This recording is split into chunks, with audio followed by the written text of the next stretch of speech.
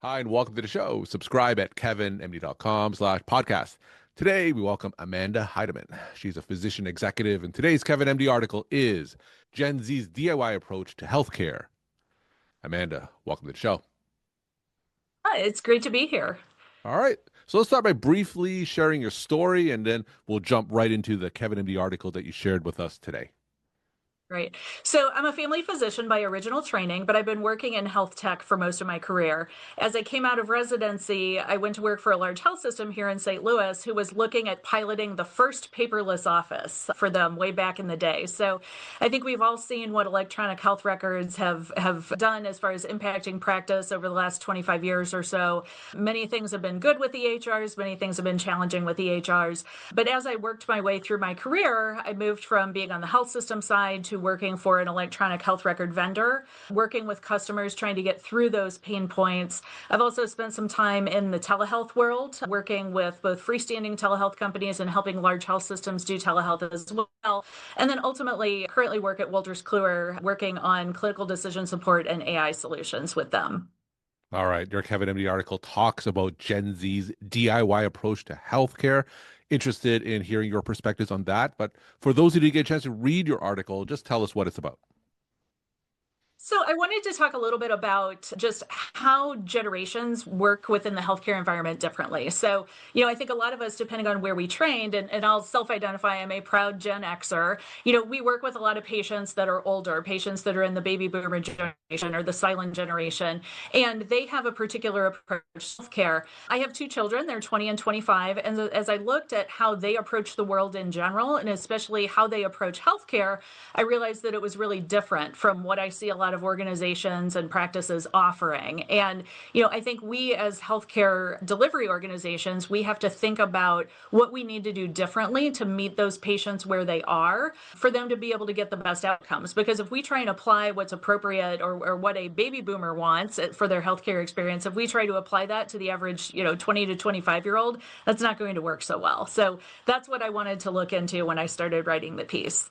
All right. So completely agree with you. I've been in the social media space for decades now, and we do need to meet people where they are because gone are the days where they're traditionally looking for healthcare information. As you're going to talk about, I'm sure they're finding information in all these new mediums that seem to be coming out every day. So tell us specifically with Gen Z, and like you, I'm a Gen Xer myself. So Gen Z, where are they finding health information today? So the answer is everywhere. So, whereas in the past, I think more people would have gotten information from friends and family, and I still think they do that to some degree, but they're also getting a lot of it from social media. So TikTok is a big thing, especially with influencers and different product placements. And I'll tell you a funny story about that. I was working for an urgent care organization, and one year in January, we just had this whole run of people with all kinds of skin rashes, Hmm. and particularly teenage girls.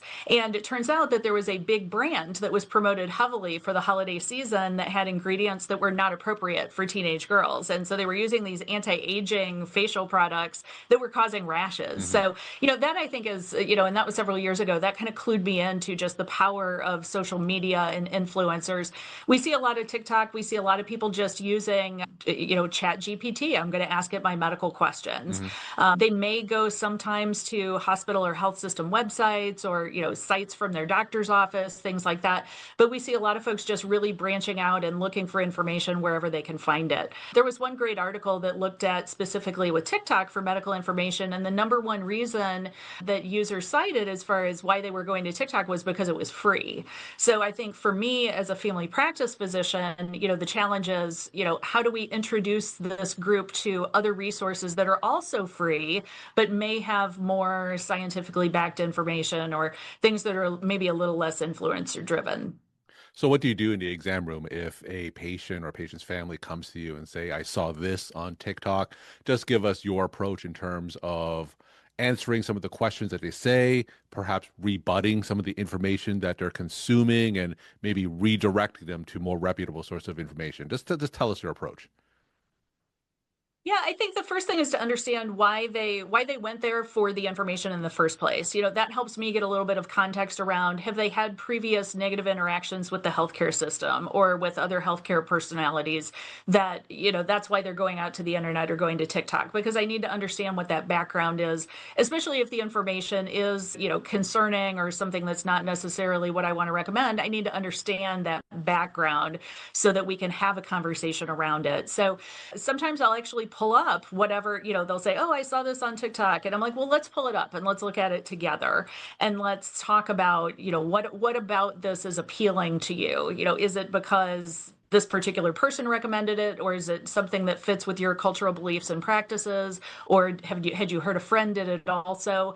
And sometimes we get lucky, and there are a lot of really good sources out there from healthcare organizations that are just using TikTok as a medium. So those are the nice aha moments when I ask them to pull it up and it's something like, "Oh yeah, this is 100% correct, and we can get on board with this." Sometimes it's a little different conversation, but I really just try to dissect, why do they find this treatment appealing? Is it appropriate for the condition? What are the other options? And fortunately, there's still a lot of trust, I think, between patients, especially with family physicians and people that they have longer term Mhm. relationships with, to be able to talk about those different scenarios and ultimately what's best for the patient.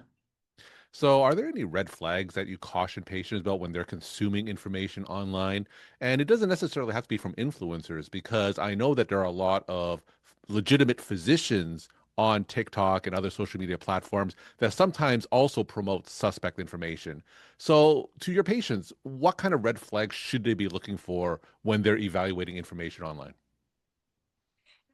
Healthcare, there's a lot of things that are the same as just the rest of the world, and consuming media information in general. So I encourage patients to think about, if you watch this, does it seem too good to be true? Hmm. Because often, whether it's healthcare or finance or banking or, if it seems too good to be true, it probably is. So encourage them to just kind of take those initial steps with it, but also to look at, what is the person's background? Do they have any particular kind of degree or training? What's their level of experience? Do they have associations with other professional organizations? I think those are really helpful. And then also, especially if information seems compelling, to encourage people to look for other sources that either corroborate that information or conflict that information. I think that can be useful.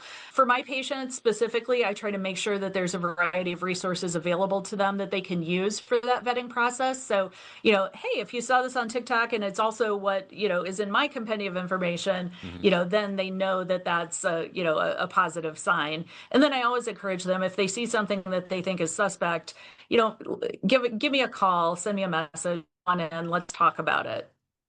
So, of course, we have to mention the political climate of medical authorities right now. So, I used to redirect patients to places like the CDC, .gov websites, but now with the politicization of healthcare information, sometimes the information that I'm referring them traditionally to may not be something that is scientifically backed, right? So, in this current political climate, how are you advising patients to evaluate information from sources that were once seen as authoritative? you know, because of the shifts that have been going on, normally I would have referred people to, the CDC website. That was always very reputable. Now I think I'm tending more to refer people to websites that are affiliated with professional organizations. So as a family physician, I send people to familydoctor.org because that has become a new trusted organization. ACOG for obstetrics and gynecology. I really think the professional organizations have stepped up in this environment as far as making more information and credible information accessible to patients. And I just encourage patients to think about, hey, this is an organization that is committed to doing the right thing for patients long term. It's not a political organization, it's not turning over periodically, and it can be trusted. So there are a lot of other good sources out there. Immunize.org is one of my favorite resources that's, not Mhm. politically or governmentally affiliated. So I think it's just having that conversation about, what resources do I use as a physician when I need to go looking for something? And I think patients really appreciate that. So I want to follow up on what you said about AI and ChatGPT. I think a lot of patients are now using those sources and coming into my exam room And sometimes the information that they're getting from ChatGPT is legitimate and accurate, but sometimes they're not. So tell us what you're seeing in terms of that intersection between what patients are finding on these AI tools and what you're experiencing in the exam room.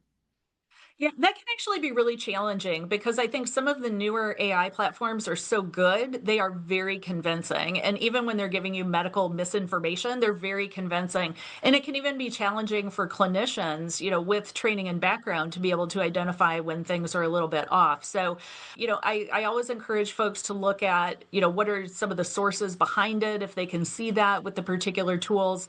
And then to also just understand, where are the tools coming from? So, is it just a commercially available model? Is it something that is medically specific? So I think we're starting to see more healthcare delivery organizations offer their own chatbots and their own AI solutions than maybe drawing from more vetted information that patients can trust. But I think it's very difficult. And I think it really has to be an ongoing conversation with clinicians and their patients about how to critically appraise these resources, because some of them, they will tell you things that are flat out wrong.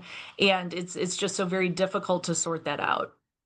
So we're both primary care physicians. You're a family physician. I'm an internal medicine physician. Talk about that importance of the long-term relationship because I really think that cannot be understated.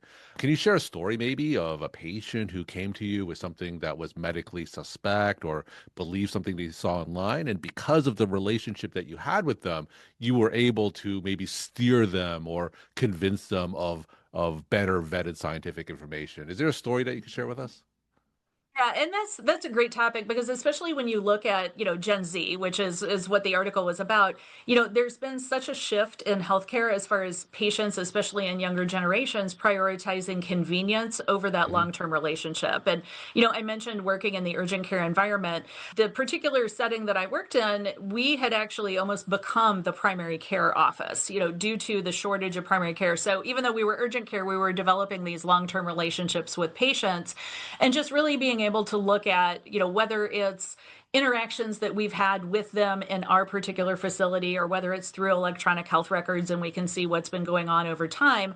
I think people once people get to their first serious health issue, that's when they start better appreciating the value of that continuity and the value of having someone who knows you and understands you, and not just your medical history but understands who you are as a person.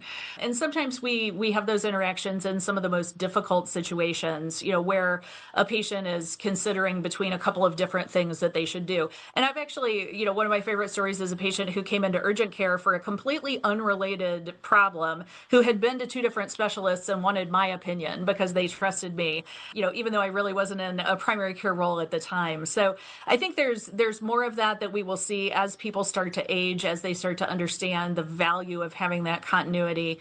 I know for me as a physician, I think it's just so rewarding when you're able to see people over time and just see, how their lives have evolved, and you start to see, the children of people that you took care of when they were young adults. It really is magical. And I hope that medical students can have those kinds of experiences and really get drawn back to primary care because it is a great way to pursue medicine. Now, both you and I are in that AI social media space as physicians, but not a lot of physicians are, right? So, what do you say to those physicians who may not be familiar with the latest in AI technology or social media and just aren't familiar with the information that patients are consuming online? Where can they learn more about some of these newer tools that they may not be accustomed with? Yeah, some of the professional organizations have been really great about providing education around some of the different solutions. So, my own specialty, we have a journal called Family Practice Management, and they've actually had a couple of articles that are really positioned towards physicians that may not know as much about some of these technologies and really just kind of breaking them down and talking them through it.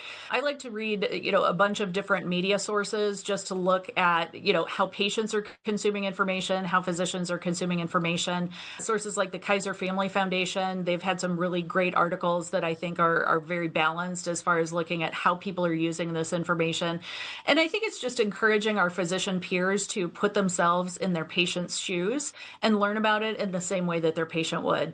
More to the physician side, though, too, I encourage folks, and I've seen a couple of large delivery organizations that have actually put on continuing ed courses for their providers about how do I critically appraise these new sources? How do I, what is AI? What is retrieval augmented generation? What is a model? What is an LLM? So I think we'll see more of that, hopefully up and coming, as far as organizations trying to educate their physicians and other provider groups so that they can be better stewards of the information. And of course, helping them identify vendors that can be trusted as far as providing that information and people that have, reputable and responsible AI tools that they're putting out there. I think that's going to be key.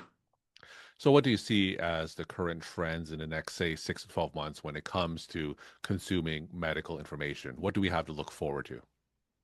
Yeah, I think we will see a lot of people continuing to use commercial solutions, things that are not purpose built for healthcare. But I think that's starting to swing around, especially as organizations become a little bit more, and care delivery organizations, I mean, as far as they become a little bit more rigorous about identifying tools that they want or do not want their physicians to be using in the delivery of healthcare. We're seeing a lot of organizations stand up pretty robust AI governance where they're reviewing different solutions and even blocking some that they don't feel are in the best interest of their patients or their providers. So I think we'll see a fair amount of that transition over the next 6 months as organizations figure out what is the best solution, what do they want their providers to use, what can they use to ensure ongoing quality in their care delivery. There was a lot of disruption at the beginning. I think we will still see disruptors, but I think we're also going to start seeing some consolidation in the industry as it settles down into, a handful of players that people are really turning to. We're talking to Amanda Heidemann. She's a physician executive. Today's Kevin MD article is Gen Z's DIY approach to healthcare. Amanda, let's end with some take home messages they want to leave with the Kevin MD audience. We just, as physicians, have to remember that ultimately it's all about the patient and it's all about us finding ways to meet the patient where they are. So, whether it's us understanding the technologies that patients are using or even using those technologies themselves, or evolving our practice, evolving how we see people, embracing telehealth, embracing all the new things, it's all on us to be able to figure out how to meet those patients where they are and get the most out of their health. Amanda, thank you so much for sharing your perspective and insight. And thanks again for coming on the show. Thank you.